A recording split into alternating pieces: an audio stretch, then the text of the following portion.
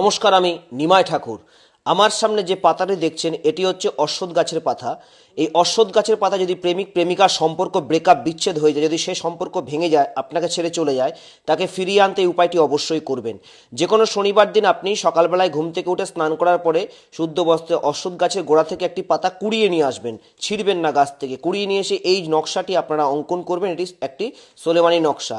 নকশাটি অঙ্কন করার পরে ওপরে যাকে বশীকরণ করবেন, যে সম্পর্কটা ছেড়ে দিয়েছে তার নাম লিখবেন, পরে লিখবেন আপনার নাম, তারপরে যাকে বশীকরণ করছেন তার বাবা অথবা মা যে কোনো একজনের নাম জানলে তার নাম লিখবেন। যদি দুজনের নামই জানা থাকে তাহলে অবশ্যই দুজনের নামই লিখবেন। লিখে এটিকে ভালো করে এভাবে আপনারা ফোল্ড করে ফেলবেন। ফোল্ড করে লাল রঙের সুতোয় আপনারা এটিকে ভালো করে পেঁচাবেন। পেঁচিয়ে কোনো উঁচু গাছে এটিকে ঝুলিয়ে দিয়ে আসতে পারলেই যাকে বশীকরণ করছেন সে আপনার কাছে আসতে বাধ্য হবে, ছুটে আসতে বাধ্য হবে। আপনাকে ছাড়া দুনিয়াতে আর কিছুই বুঝবে না। শক্তিশালী বশীকরণ টোটকা। নমস্কার, জয় মা কামাখ্যা।